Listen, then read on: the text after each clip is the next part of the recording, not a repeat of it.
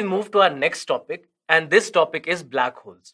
When we talk about black holes, probably I'm very sure that you all have heard about black holes. And I'm also very sure that you have heard about the fact that black holes does not even let light escape from it. These are few of the things that we keep hearing about whenever it comes to black holes. Now, black holes in the scientific literature has been for more than 100 years now. Einstein's general theory of relativity was the first time when a phenomena like black hole was mentioned. Although in his theory of relativity he did not mention the term black hole, he just mentioned the phenomena. That something like this should happen. This is what he had said. What should happen? We'll have a discussion on it. Now, black holes, the name was given somewhere around 1960s. Now, when it comes to black holes, what exactly do we mean? The pictures that you see on your screen are nothing but artists' impression of the black hole. This is how it was thought that black holes would look like if we were able to capture it. But that was not to happen. This picture that you see on your screen now, this is the picture of the actual black hole that was for the first time captured by a telescope. I know it does not look as impressive as the artist's impression, but this is how the black holes look like. So, first of all, what do we mean by a black hole? What is the meaning of a black hole? And then let's go to the specifics of black holes. So, first of all, black holes are any region in space which have been created most of the times at the time of death of a massive star, where the force of gravitation is very high. The force of gravitation is very high, the pull of gravitational force is very, very high, and that's why everything that is in the vicinity, all the celestial bodies that are in the vicinity, even something like an electromagnetic waves also which are in the vicinity, nothing can escape the gravitational pull of a black hole.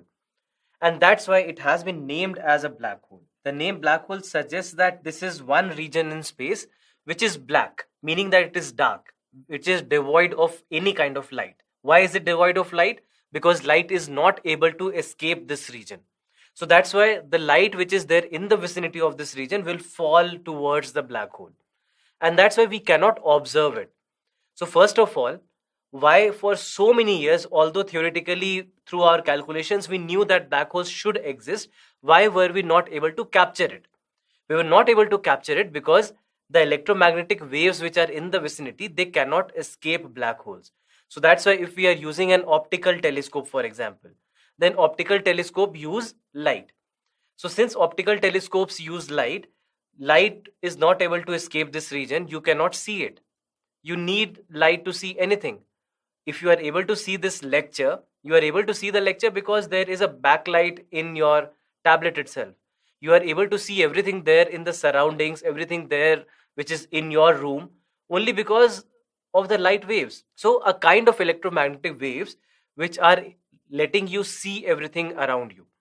So, now since black holes do not let the light pass through or do not let the light be or behave as they behave normally, that's the whole reason why black holes are invisible. It's not only about the light, it's about every kind of electromagnetic wave. For example, even if we are using an X-ray telescope, the X-ray telescope will also not be able to observe it because even X-rays are electromagnetic waves and electromagnetic waves will not be able to escape it. So this is the basic theory behind what happens at a black hole. A region of very strong gravitational field, so strong that all the objects in the vicinity start to fall towards the black hole. Everything that is in the vicinity, including the electromagnetic waves like light waves, start to fall towards the black hole. So, to summarize the points, black holes are places in space where the pulling force of gravity is so strong that even light cannot escape. Collapse of big stars causes supernova, which may result in formation of black holes.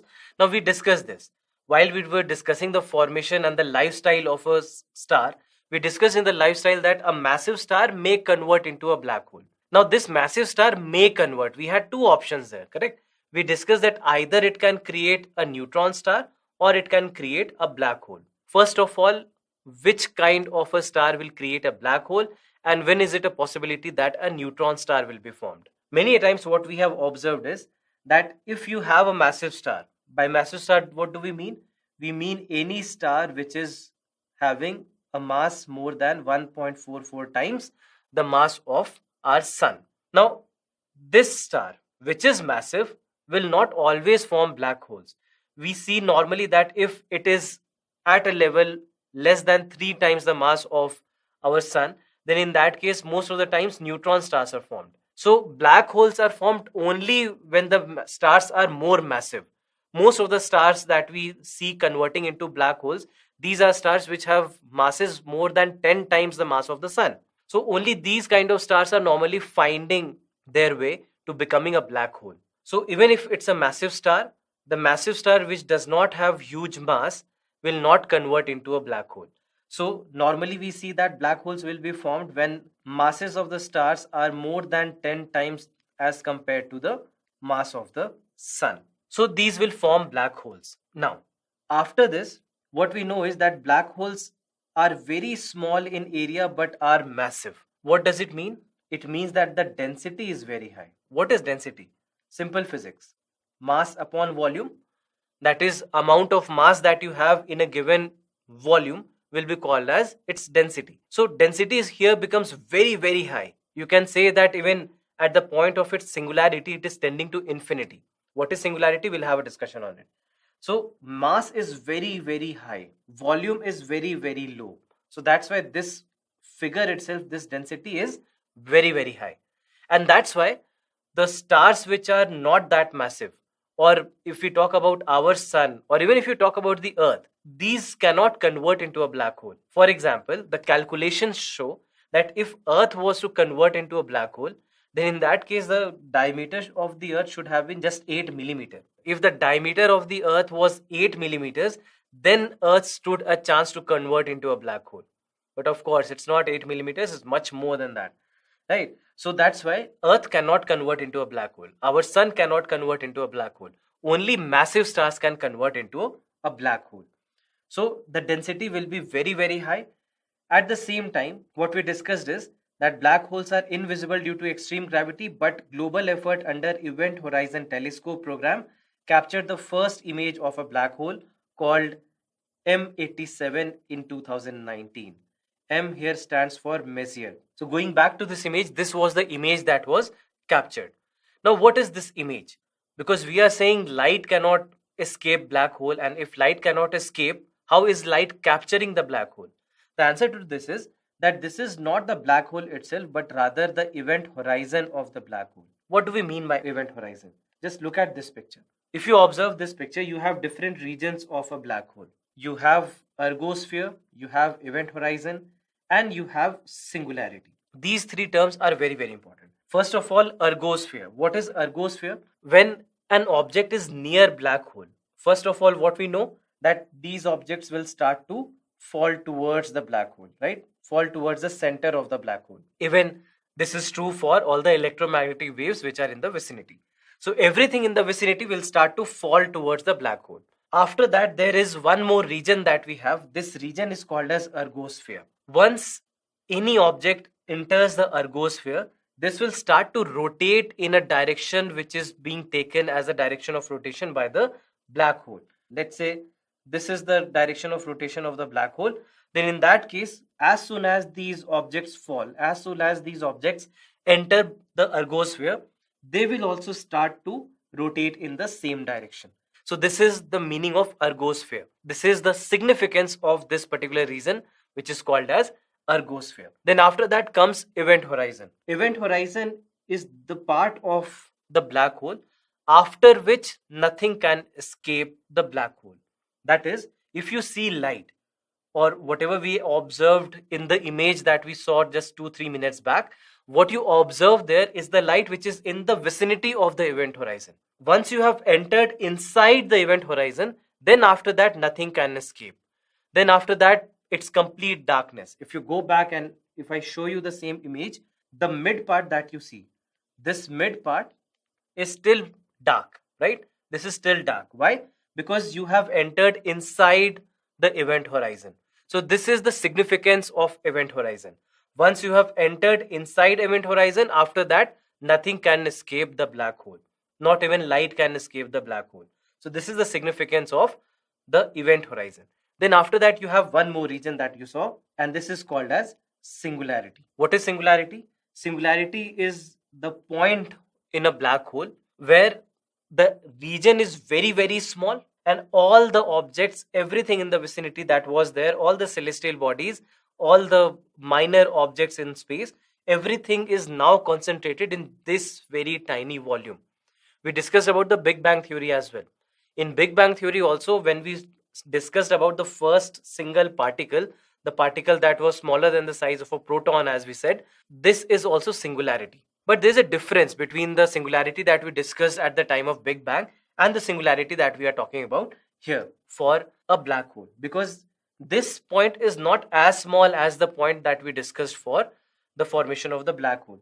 That's why many a times this is also called as gravitational singularity. This point is also called as gravitational singularity because this has been caused because of gravitation. So singularity meaning simply that you have a very small region where all the matter, all the objects are concentrated in a very small space. And that's why the mass here will be very high and volume is very, very low. And that's why we are saying that density of this region will be very, very high, even tending to infinity, we can say, while you are at singularity. So this is brief discussion about black holes. Now, one more important thing is going back to what we discussed here about the first image of the black hole, because this was a very significant development. April 2019, this image being captured for the first time for a given black hole. Now, what we are saying is that it is the event horizon. What was captured was the event horizon of the black hole. Here, the name event horizon is also very, very important because the name of the telescope that captured the black hole was Event Horizon Telescope. Now, just understand that when we talk about Event Horizon Telescope, this is not one single optical or radio telescope, but rather this is a group of telescopes. Group of telescopes, some of which are located in the US, some of which are located in Antarctica and at other places on the Earth. So what they are trying to do is, through this telescope, they are trying to build a virtual network of aperture, and this aperture, when you combine everything, this aperture becomes very large. And because of this very large aperture, it was able to capture event horizon of the black hole. Now, what do we mean by this term that I'm saying, aperture? The meaning of aperture is very simple. This is basically nothing but the region that collects light. So when we are talking about the aperture of a telescope, we are talking about the region that will collect light. So what Event Horizon Telescope program was trying to do is that it is having a set of many small telescopes placed at different regions on the Earth, and together they are building an aperture, a virtual aperture, which is very large. So that's why it will be able to capture light much more than a normal telescope. At the same time, if you want, you can also note down the name of the process or the mechanism that is used to capture the image of a very far away object like this. This is called as VLBI, starting, which basically stands for very long baseline interferometry. This is what it basically stands for. So this is the phenomena where so many apertures are together being taken and a virtual aperture, very large aperture, is being formed so that more light can be captured. This was the mechanism that was used by the Event Horizon Telescope to capture this first black hole. So these are few things that you should know about black holes.